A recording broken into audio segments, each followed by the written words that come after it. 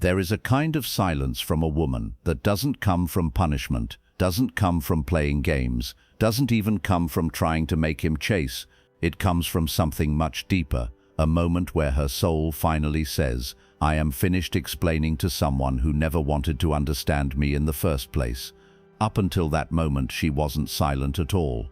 She tried. She explained why something hurt. She overshared her triggers, her needs, her fears. She fought for conversations at midnight, where she broke down exactly what she needed to feel safe. She repeated herself, softened her tone, rephrased her feelings, tried to be nice, even while bleeding. And still, he shrugged, laughed it off, called her too sensitive, said she was making it a big deal, or just went quiet until the storm passed and she, as always, folded first. Then one day, something older than anger wakes up in her. Not hatred, not revenge, just self-respect. If as you're listening to this, there is one person you thought of immediately, the one you explained yourself to until your throat hurt, the one you cried over, wrote speeches for, the one who still didn't really get it, pause with me for a moment. Type silent power in the comments. You don't have to name him. You don't have to explain your whole story. Those two words are simply your way of telling your own nervous system, I am beginning to understand the power of not over-explaining my worth. From my side, creating these long Jung-inspired reflections takes time, focus, and a lot of emotional energy.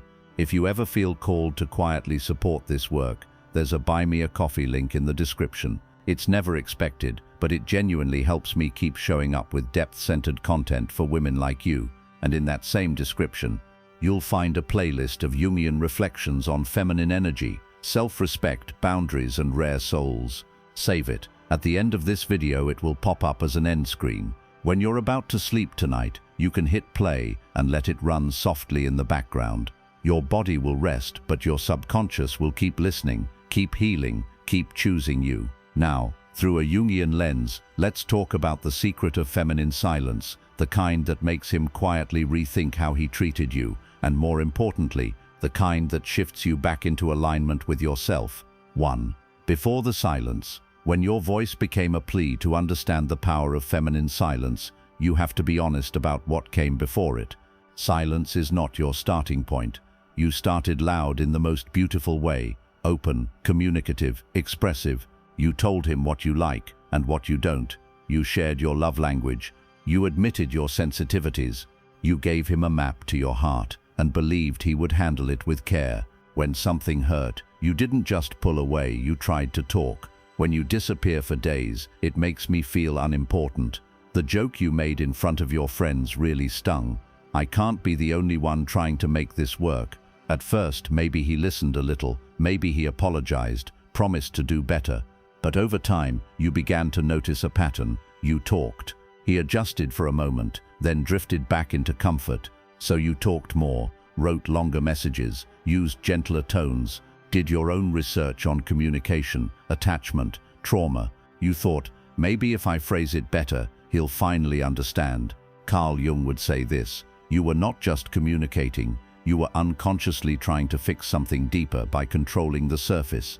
If he could just get it, if he could just understand you, then he would stop wounding the places in you that already felt fragile long before he arrived. But here is the truth that hurts at first and then sets you free. He was never as confused as you hoped he was. Some people are not misunderstanding you, they are benefiting from staying exactly as they are. And as long as you keep explaining, their unconscious hears, she's still here. She's upset, but she's here. There is no real consequence to how I treat her. Your voice, meant to be sacred, starts sounding like background noise. Not because you lack value, but because you are speaking into a heart that has no intention of changing. 2. The feminine wound, explaining your worth, like it's a debate. Many women, long before they meet him, are taught a quiet, poisonous lesson. If you can convince people you're good enough, they will treat you better. So you learn to over-explain your choices, so no one calls you selfish. Justify your boundaries, so no one calls you difficult. Rationalize your pain, so no one calls you dramatic. You become a living courtroom defending your own heart. By the time you're in a relationship, this pattern is fully alive. He pulls away. You explain how abandonment affects your nervous system.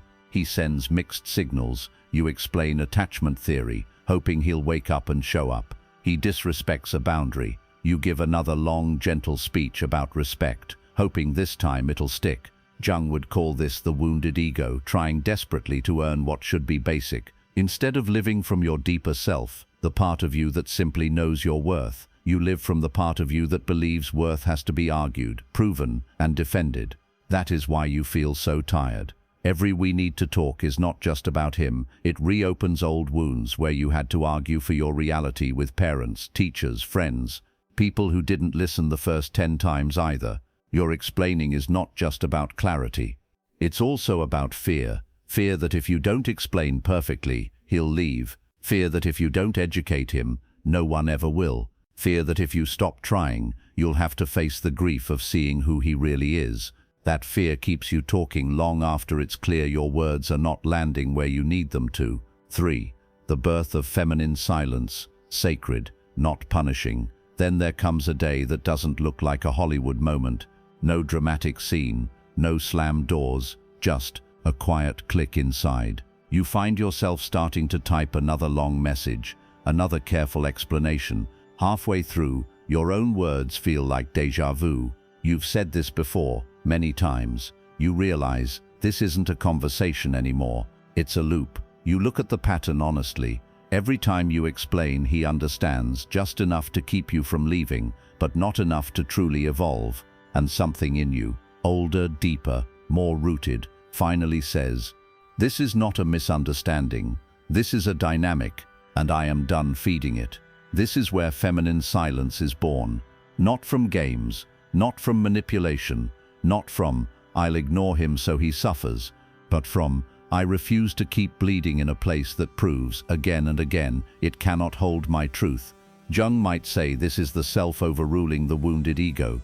Your self doesn't need to win a debate. It doesn't need to prove anything. Your self simply knows, "I have spoken enough. The situation has revealed itself. My energy is too sacred to spend it this way." Feminine silence, at its highest level, is not stonewalling. It is withdrawn participation in your own disrespect. You are not freezing him out to torture him. You are stepping out of a role you never again wish to play. And yes, he feels that. Because for the first time, your silence is not the pause between pleas, it is a boundary.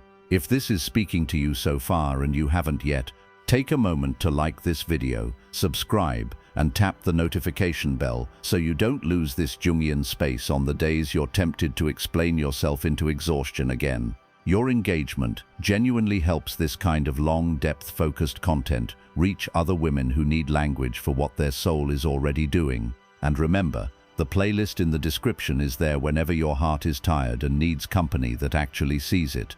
4. What he feels in the presence of your silence. When a woman who always over-explained suddenly stops, it creates a shock in a man's psyche. At first, he might tell himself stories. She's just being dramatic. She'll come back like she always does. She's playing hard to get.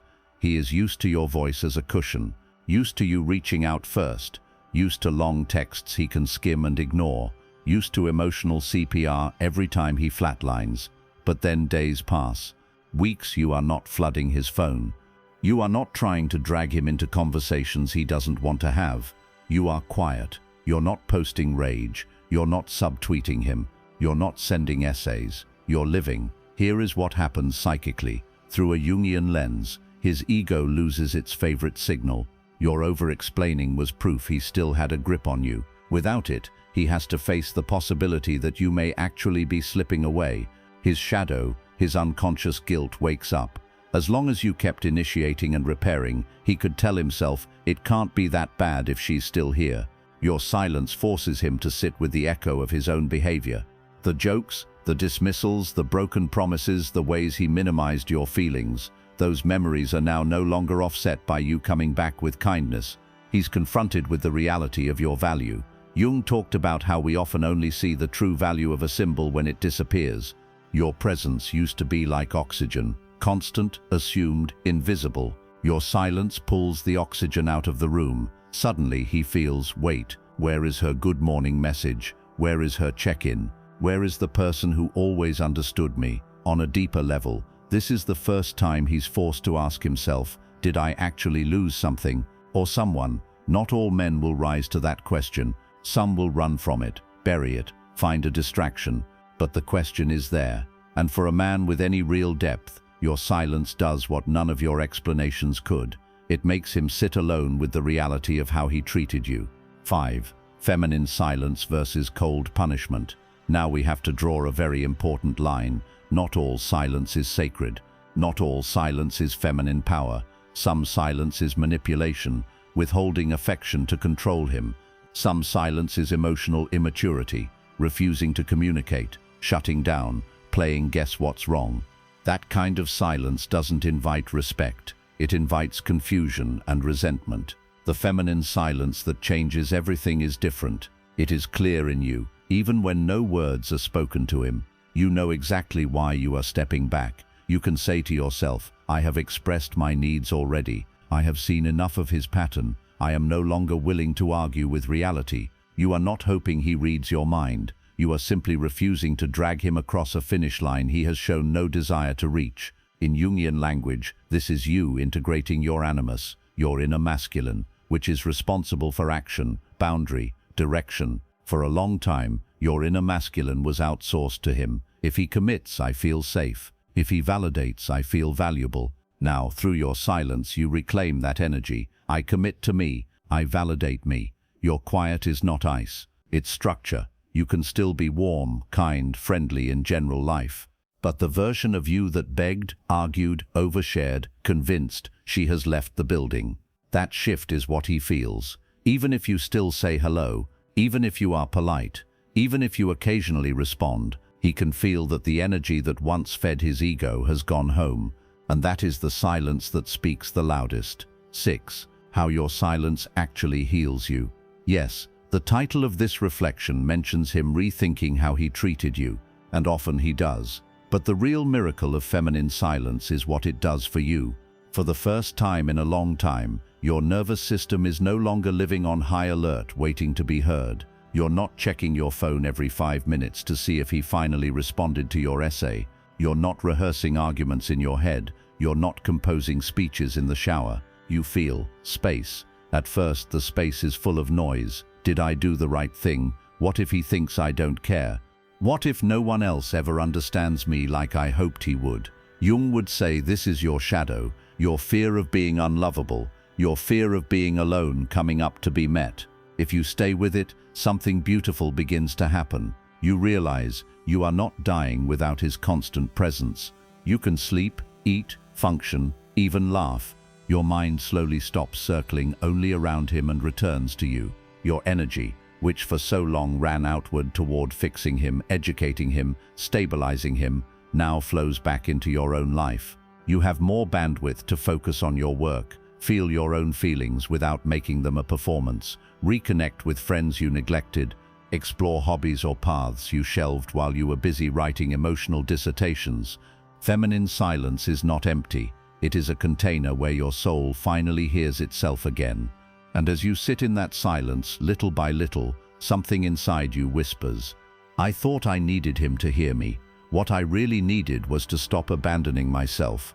That realization builds a new kind of confidence, not the loud, performative confidence of quotes and selfies, but the quiet, unshakable knowing, I will never again beg someone to care.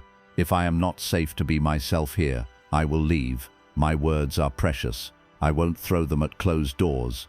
Even if he never rethinks how he treated you, you never look at yourself the same way again.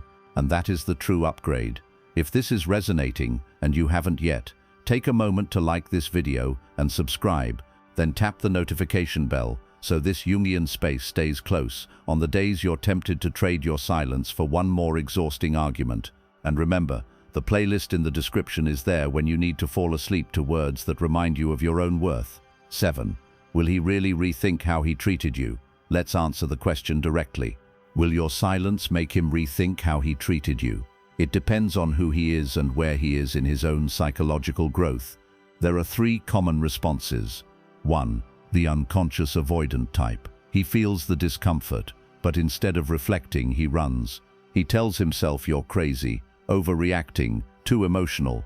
He fills the space with a new distraction. Your silence does bother him because the free emotional supply is gone, but he refuses to look in the mirror. In this case, your silence won't change him, but it will protect you from wasting more years of your life. 2. The conflicted but growing type. He pretends not to care at first, but your absence keeps echoing. He remembers your words, the ones he brushed off. He starts noticing the difference between what you asked for and what he actually gave. Maybe he starts therapy. Maybe he reads something that finally lands. Maybe another woman leaves him later for similar reasons. And suddenly your old conversations ring in his ears. Your silence becomes part of a chain of lessons life uses to wake him up. He might come back with a genuine apology. He might just carry the regret quietly. Either way, he does rethink, not instantly, but slowly. 3. The rare self-aware type. He feels your silence, doesn't like how it feels, and instead of blaming you, he sits with it.